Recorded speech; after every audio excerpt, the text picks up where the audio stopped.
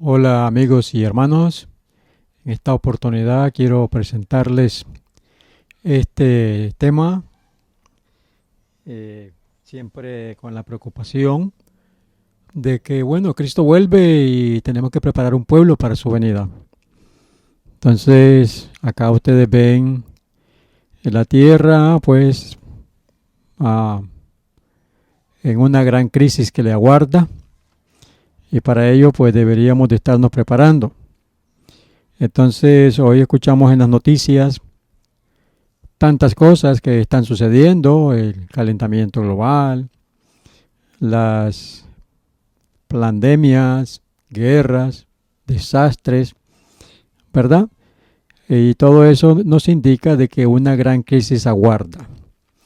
Pero mi preocupación es ah, que hay muchísima información, muchos DVDs, videos, en YouTube bombardeando con información, en muchos libros también, que posiblemente tienen la función de distraernos del punto principal al cual se nos está dando la oportunidad de prepararnos para la venida de Jesús. Entonces, con eso en mente es que voy a presentar esta meditación con la intención de poder ayudar a alguien que sea sincero y quiera prepararse para la venida del Señor Jesús. Porque todas estas cosas que están sucediendo solamente me dicen que el tiempo de preparación que se nos ha dado para formar un carácter a la semejanza de Cristo está terminando. Y por eso el enemigo, ya sea que algunos los desvía por falsa doctrina, por pecados acariciados, o esta es otra táctica de él, es distraernos del punto principal, que es prepararnos para la venida de Jesús. Entonces, en esta hora también voy a hacer voy a hablar algo de que ya conocemos, como la gran controversia, muchos textos conocidos, pero con un punto de vista en cuanto a la preparación que tenemos que hacer. Entonces, bendito sea Dios que en su palabra nos dice todo lo que necesitamos. En el libro de Amós, capítulo 3, verso 7, ahí nos dice la Escritura: porque no hará nada Jehová, el Señor, sin que revele su secreto a sus siervos los profetas. De la manera como el Señor opera. Él no nos va a sorprender, sino que nos está diciendo las cosas que van a suceder para que nos preparemos, ¿verdad?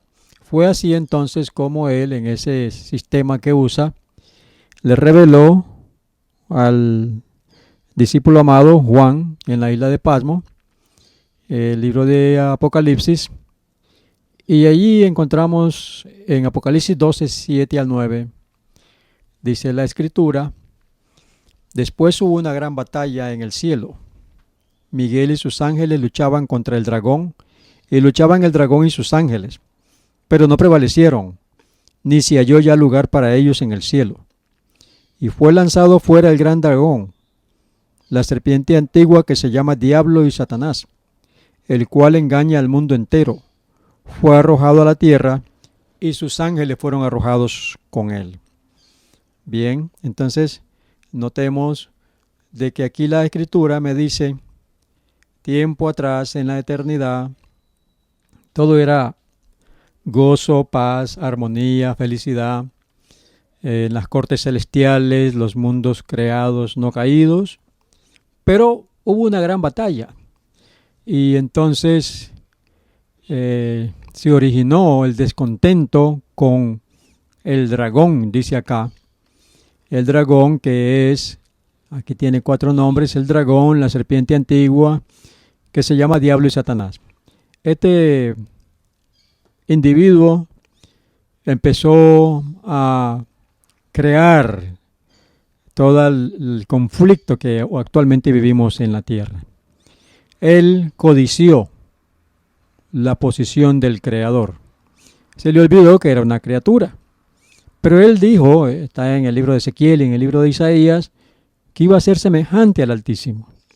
Y entonces se originó en su corazón lo que es el pecado, rebelión contra Dios. Pero bueno, Dios sabía lo que había en su corazón, pero los ángeles leales y los mundos no caídos, ellos no tenían idea de lo que, hasta dónde llevaría ese pensamiento del dragón. Pero Dios conoce el fin desde el principio y Él sabía todo lo que el pecado iba a, o con lo que está formado, todos los malos defectos de carácter que tenía, que iba a desarrollar este individuo a través del tiempo. Así que hubo esa batalla en el cielo y el dragón fue expulsado con sus ángeles y fue arrojado, dice, a la tierra, el cual engaña al mundo entero. Entonces aquí hay muchas cosas para meditar, pero yo quiero que meditemos en esta hora para que no nos dejemos distraer, ¿verdad? Que Dios en su sabiduría dejó el tiempo para que Lucifer, el dragón, desarrollara lo que había en su corazón porque ni él mismo sabía. Era algo extraño en el universo. Entonces, pero con el tiempo, él iba a ir desarrollando ese carácter en el cual podemos mencionar envidia, celo, odio, ira, rencor, pereza, egoísmo, por mencionar algunos. Entonces, claro que cuando él empezó allá, los ángeles no sabían, pero Dios le permitió el tiempo, ¿verdad? Para que se fuera desarrollando ese carácter y fueron expulsados del cielo. Luego llegamos a la creación de la tierra, del planeta Tierra. Como dice acá en Génesis, en el principio, ¿verdad? Ahora, este personaje se nos dice en Génesis capítulo 1 y capítulo 2, la creación del mundo. Que Dios creó este mundo en una semana literal de 7 días. Y pues Él le dio el paraíso a nuestros primeros padres, a Adán y Eva, con la condición de que obedecieran y no tocaran el árbol que el Señor le había prohibido llegar. Pero en Génesis 3 vemos la tragedia donde Lucifer, Satanás, la serpiente antigua, que estuvo ahí hablando primero con Eva, a Eva la conquistó y Eva se convirtió en un medio para tentar a su esposo. Y ya sabemos, ¿verdad? La triste historia. Sin embargo, hay esperanza de que el Cordero de Dios iba a venir, porque si no, la condición de la raza humana hubiera sido desesperante.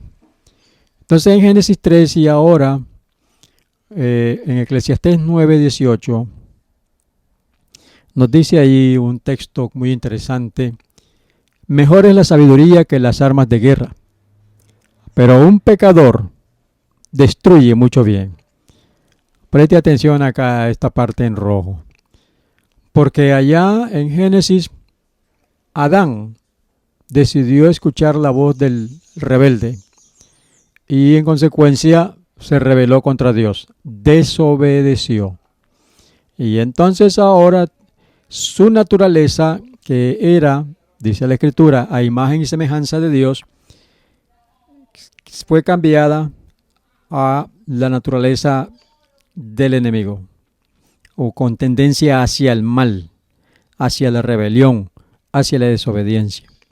Y entonces empezaron a multiplicarse los hombres en la tierra. Pero aquí con Eclesiastés 9, que me dice que un solo pecado destruye mucho bien, imagínense qué pasa cuando toda la multitud de gente, como por ejemplo la primera generación que hubo en la tierra, los que se conocen como los antediluvianos, de lo cual podemos leer en Génesis capítulo 6, donde dice la Escritura que vio Dios que la maldad de los hombres era muchísima y sus pensamientos o su imaginación era de continuo solamente al mal. Y Dios tuvo que borrar esa generación, no sin antes enviarle un mensaje de misericordia de que a Noé preparara un arca y el que aceptara las condiciones podría entrar en el arca y poder perseverar o salir airosos en el diluvio. Pero vemos que esa generación se burlaba del mensaje de misericordia hasta que finalmente llegó la lluvia, el diluvio, y se los llevó a todos, excepto Noé y su familia. Entonces, después que ya Noé, la tierra baja a su nivel, las aguas pues se fueron, bajaron de nivel, la tierra otra vez a Noé empieza, le dice el Señor que llene la tierra nuevamente. Y vemos los descendientes de Noé. Dentro de uno de ellos era Cam, de donde vinieron Nimrod y construyeron la torre de Babel, donde dijeron ellos, si a Dios se le ocurre mandar otro diluvio, pues vamos a hacer una torre que llegue hasta el cielo para que podamos librarnos. ¿Sí? Lejos de ellos, mejor, como dice la invitación del profeta Isaías, venir a mí y estemos a cuenta. Pero no, la tendencia hacia lo malo, hacia la rebelión, hacia la soberbia, hacia el pecado, una rebelión contra Dios, ahora está en los descendientes de Adán, de Noé, en esta familia de Cam, ¿verdad? Y así entonces, a eso también tuvo que el Señor dispersarlos por toda la tierra, pero en medio de toda esa generación, Dios llama al varón Abraham, que luego se le cambió el nombre a Abraham, debido a que pienso que el Señor habrá pensado que, bueno, si la humanidad no quiere nada conmigo, voy a hacer una nación con este varón. En realidad no es que Dios tiene exclusivismo. La oportunidad que le dio a Abraham se la da a cada ser humano, a cada varón. Porque el varón es el sacerdote del hogar, es el que van a venir los descendientes. Pero aquellos, la gran multitud, no quisieron, toda esa generación, pero Abraham era temeroso del Creador, del Dios del cielo. Y entonces Dios lo llamó y le dijo, bueno, de ti vamos a hacer una gran nación. Y vemos que después viene Isaac, viene Jacob, que después se iba a llamar Israel.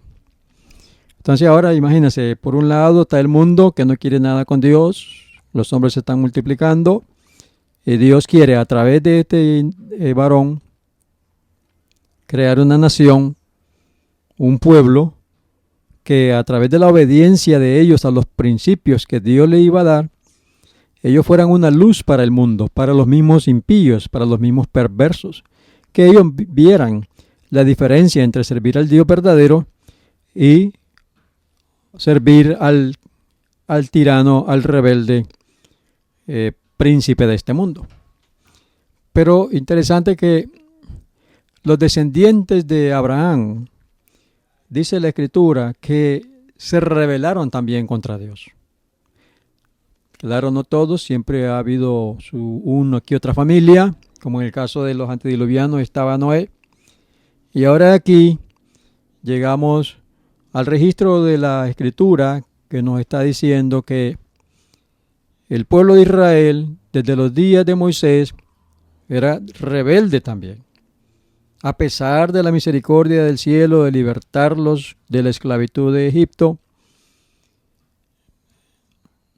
Él, en su misericordia, cayeron las plagas, Él les abrió el mar rojo, les dio de comer maná, comida de ángeles, comió el hombre, dice el salmista, y sin embargo, Moisés da el testimonio que dijo, rebeldes habéis sido a Jehová desde el día que os conozco. Increíble. Entonces, ¿qué vemos aquí? Que el carácter del maligno, Satanás, siempre busca cómo entrar en cada ser humano. Y estos que eran el pueblo de Dios, el testimonio de Moisés era rebeldes habéis sido a Jehová desde el día que yo conozco, excepto Josué y Caleb, que fueron los que entraron en la Canaán terrenal. Y entonces la Biblia lo que hace es un registro de cómo el Dios de misericordia, llamando a su pueblo para poder bendecir la tierra, para poder perdonar y salvar las almas, pero el mismo pueblo rebelde. En otra generación, en los días de Isaías, capítulo 24, allí también nos dice que otro profeta hablando en conflicto con los moradores de la tierra, el por qué la tierra se ha enlutado, ¿verdad? Y entonces allí pueden ustedes verlos en su Biblia, la razón por la que la tierra está llegando a una condición desértica. Lamentablemente todo aquello que tal vez cuando éramos niños mirábamos una tierra diferente, todo eso ha ido cambiando, porque aquí el profeta Isaías registró en Isaías 24, dijo él: he aquí que Jehová vacía la tierra y la desnuda, y trastorna su faz y hace esparcir a sus moradores. Y sucederá así como al pueblo, también al sacerdote, como al siervo, así a su amo, como a la criada, a su ama, como al que compra, al que vende, como al que presta, al que toma prestado, como al que da al logro, así al que lo recibe. La tierra será enteramente vaciada y completamente saqueada, porque Jehová ha pronunciado esta palabra. Se destruyó, cayó la tierra, enfermó, cayó el mundo, enfermaron los altos pueblos de la tierra, y la tierra se contaminó bajo sus moradores, porque traspasaron las leyes, falsearon el derecho, quebrantaron el pacto sempiterno. Por esta causa la maldición consumió la tierra, y sus moradores fueron asolados. Por esta causa fueron consumidos los habitantes de la tierra, y disminuyeron los hombres. Impresionante. En los tiempos de Isaías, lo mismo. La rebelión de los moradores de la tierra quiere decir que estaban reflejando más bien el carácter de Satanás. En otra generación, con otro profeta, en el profeta Oseas, vamos a leer Oseas capítulo 4 y en el versículo 2, allí dice el profeta, en otra generación, dice él: oíd palabra de Jehová, hijos de Israel, porque Jehová contiende con los moradores de la tierra, porque no hay verdad, ni misericordia, ni conocimiento de Dios en la tierra. Perjurar, mentir, matar, hurtar y adulterar prevalecen, y homicidio tras homicidio se suceden. Por lo cual se enlutará la tierra y se extenuará todo morador de ella, con las bestias del campo y las aves del cielo, y aun los peces del mar morirán. Así que siempre, ¿qué necesidad tendría nuestro Padre Celestial y el Señor Jesús de estar contendiendo con los moradores de la tierra? Pero Él en su misericordia nos está dando la oportunidad de que comprendamos este conflicto, la gran controversia entre el bien y el mal. Porque muchos creen que por estar en una denominación, congregación e iglesia, cumpliendo rituales, ceremonias, porque se dicen ser pueblo de Dios, ya estarán salvos. Pero el problema es que estas personas tienen los mismos rasgos característicos de Lucifer: envidia, odio, celos, egoísmo, etcétera, etcétera, etcétera. Hay celo entre las iglesias, hay celo entre religiones, hasta llegan a matarse unos a otros. Jesús no hizo eso. Jesús quería salvarlos a todos, aún a los obstinados fariseos y saduceos. ¿Por qué mejor no unirnos y trabajar por las almas que perecen. Claro, con el mensaje verdadero, diciéndole a las personas que nos arrepintamos de nuestros pecados, de nuestros malos caminos y volvamos a la lealtad al Creador por medio de Jesucristo. Entonces, hasta que llegamos a los días del libro de Daniel, el profeta Daniel deja escrito allí en Daniel 8:14, la profecía más larga, donde se decía hasta 2300 tardes y mañanas, y luego el santuario sería purificado. Aquí vemos una ilustración donde abarca las 70 semanas que se le dio al pueblo de Israel para que recibieran al Mesías, para que de esa manera, con el Mesías, siendo el pueblo que tenía ese privilegio, pudieran llevar este mensaje de misericordia al mundo. Pero ellos, lejos de recibirlo, vemos que lo rechazaron. Pero Dios cumplió su palabra, porque en Gálatas 4:4 dice ahí que cuando llegó el cumplimiento del tiempo, Dios envió a su Hijo, ¿verdad? Pero tristemente Juan registra que a los suyos vino y los suyos no le recibieron. Qué triste, hermano. Qué triste. Ese pueblo que se decía ser el pueblo de Dios, tenían todos los atributos de Satanás y todavía siguen creyendo que es el pueblo de Dios. Entonces, querido hermano, por eso estoy preocupado, porque nos estamos dejando distraer por todas las cosas que están sucediendo allá afuera. Y tienen que suceder. Y eso solo me están diciendo de que el tiempo de misericordia, de prepararme para llegar a ser como Cristo, se está terminando. Y a quien tengo que contemplar es a mi amante Salvador. Claro que esto no es Él, ¿verdad? Es una ilustración solamente, para que veamos esta ilustración cómo refleja el odio de quien fuera supuestamente líder del pueblo de Dios. Entonces, hermano, y eso va a suceder exactamente igual cuando Cristo aparezca por segunda vez. Bendito sea Dios, que la profecía decía que el Mesías iba a dar su vida, pero se levantaría. Y entonces en Romanos 8:34 leemos: ¿quién es el que condenará? Cristo es el que murió, más aún, el que también resucitó, el que además está a la diestra de Dios, el que también intercede por nosotros. Bendito sea Dios. Nosotros adoramos a un Dios vivo, a un Redentor que vive para interceder por nosotros. Y ese es el mensaje de preparar un pueblo para la venida del Señor. No adoramos a un Dios muerto, sino que Él resucitó. Y los discípulos fueron alrededor del mundo hablando sobre la resurrección de Jesús, que Él fue a presentarse ante el Padre por nosotros. Bueno, por aquellos que nos arrepintamos y cumplamos, volvamos a la lealtad a Dios, cumplamos las condiciones. Segunda de Timoteo me dice, en el capítulo 3, verso 12, que por qué Pablo dice que los que vivan píamente en Cristo Jesús iban a padecer persecución. Entonces, ¿por qué no hay persecución? Aunque bueno, tal vez no en esta parte del mundo, pero hay lugares donde a los hijos de Dios o a los que confiesan el nombre de Jesucristo están siendo asesinados, perseguidos. Pero en el libro Conflicto de los Siglos tenemos esta declaración. Otro asunto hay de más importancia aún, que debería llamar la atención de las iglesias en el día de hoy.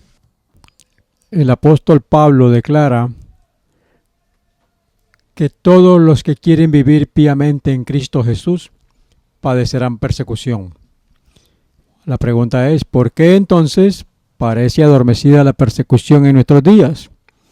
El único motivo es que la iglesia se ha conformado a las reglas del mundo y por lo tanto no despierta oposición.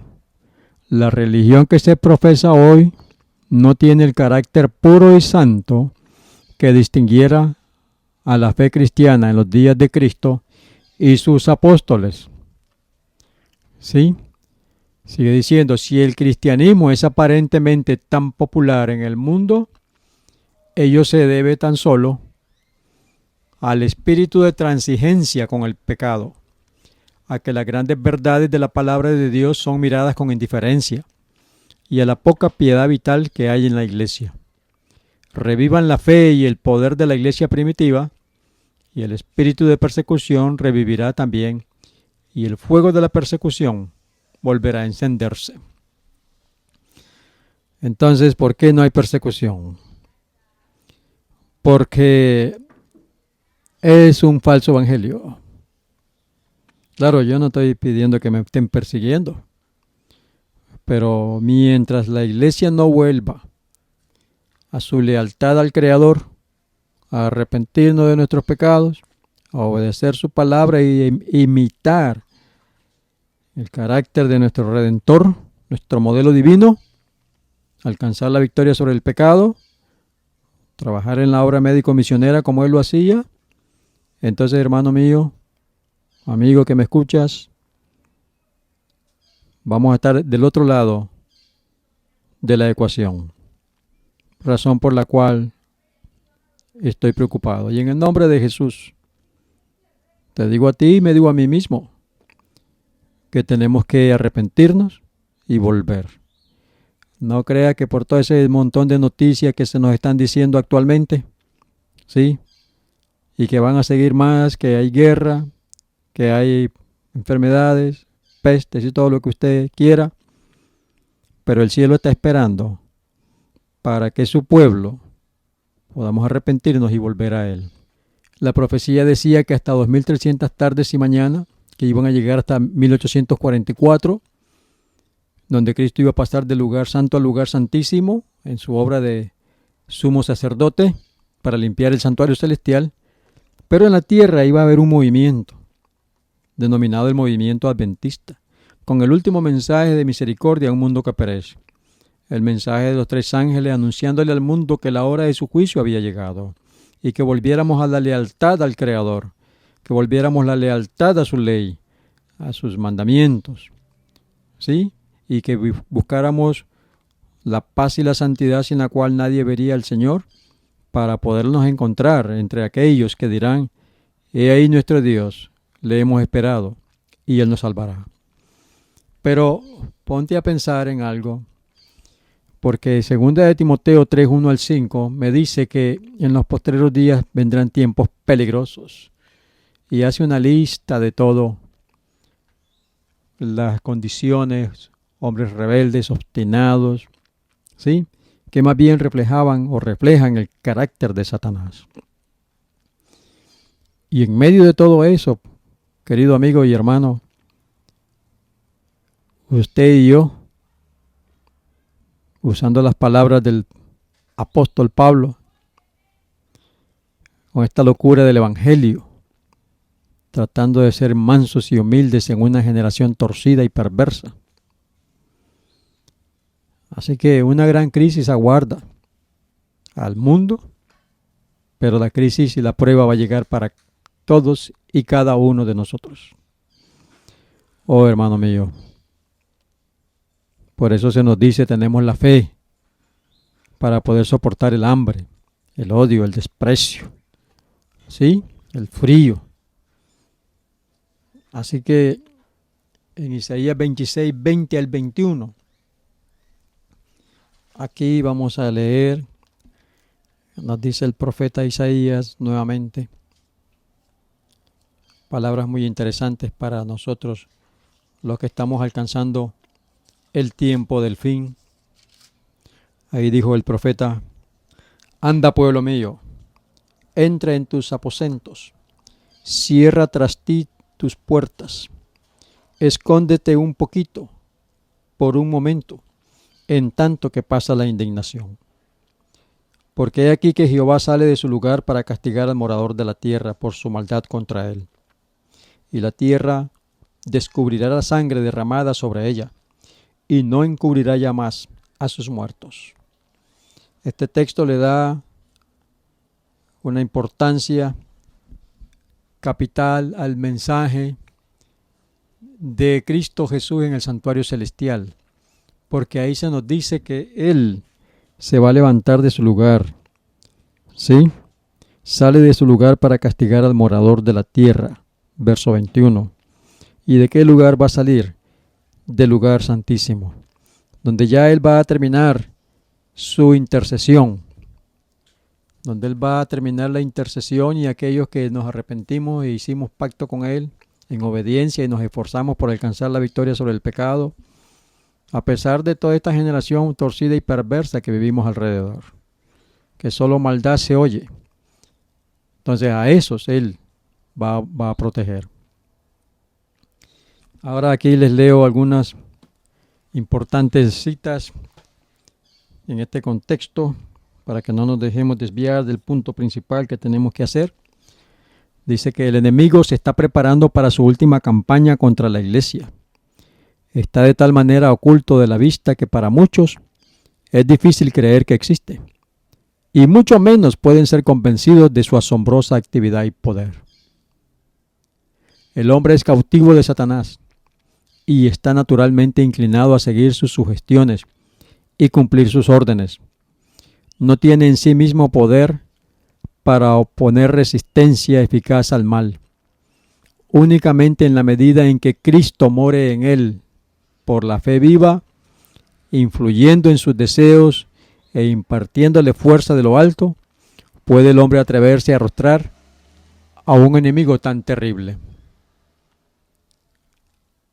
Seguimos leyendo la lectura acá. Todo otro medio de defensa es completamente vano. Únicamente por Cristo es limitado el poder de Satanás.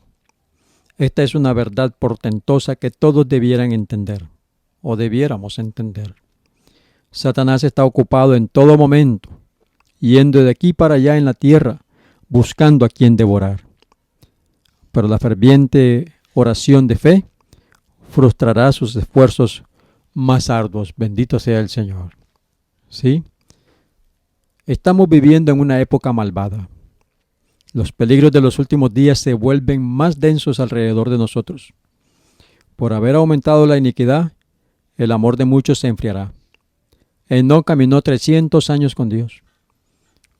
Lo corto del tiempo que nos queda debiera ser un motivo para procurar integridad.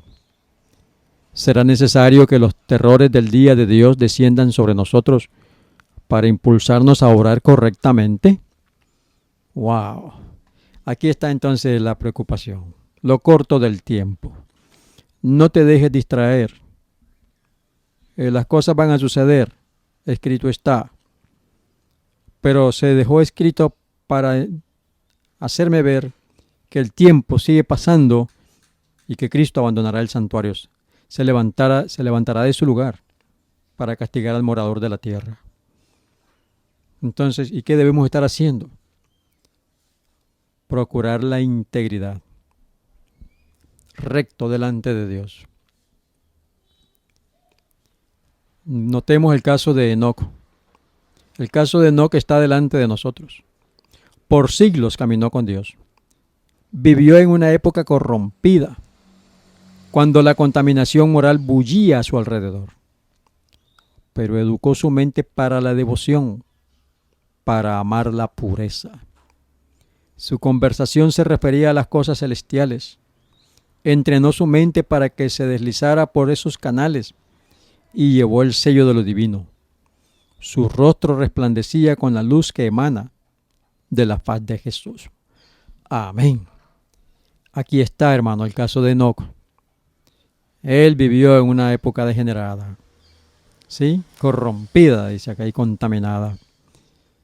Pero note, lo que él hizo fue educar su mente para la devoción, para amar la pureza. Entrenó su mente. Eso es lo que nos falta a nosotros, amigos. Por eso el enemigo inventa tantos medios, famosas redes sociales. La gente pasa más tiempo en el YouTube, en el Facebook, aunque este servidor también está haciendo un video, pero con la intención de ayudar a alguien, a que despiertes, que no te dejes distraer, que eduquemos nuestra mente. Porque que a lo mejor la mayoría va a YouTube a ver sermones, dicen, pero no, hermano, lo mejor que usted puede hacer es caer de rodillas, pedirle al Señor que le instruya, que estudie su palabra y la ponga en práctica. Porque eso es lo que hizo Enoc. Educó su mente para la devoción. Entrenó su mente para estar en la presencia del Dios del cielo. Y recibió la aprobación a tal punto que Dios se lo llevó. Entonces, esa es mi preocupación. Se nos sigue diciendo acá en Maranata, el Señor viene. No importa quiénes seamos o cómo hayamos vivido. Podremos ser salvos solamente en la manera establecida por Dios. Tenemos que arrepentirnos. Tenemos que caer indefensos sobre la roca que es Cristo Jesús. Tenemos que sentir la necesidad de un médico y del único remedio que existe para el pecado, que es la sangre de Cristo. Amén. Así que este remedio puede conseguirse solamente por medio del arrepentimiento para con Dios y fe en el Señor Jesucristo. La sangre de Cristo será de beneficio solo para aquellos que sientan la necesidad de su poder purificador. Hermano mío, Colosenses capítulo 1, versos 13 y 14, dice la Escritura, el cual nos ha librado de la potestad de las tinieblas y trasladado al reino de su amado Hijo, en quien tenemos redención por su sangre, el perdón de los pecados. Así que más desastres, más pruebas, más luchas van a haber. Todos vamos a ser probados. ¿Qué carácter voy a reflejar? ¿El del manso y cordero que ama a las ovejas, buscando un alma, empezando por el hogar, la esposa, los hijos, los vecinos y todos de ahí para allá en adelante? ¿O viviendo una vida egoísta, aunque esté predicando en un púlpito? Así que mi hermano querido, no nos dejemos distraer de la solemne obra que tenemos que hacer. Preparar un carácter para la semejanza de Cristo Jesús. Señor te bendiga, estamos orando por ti. Ora por nosotros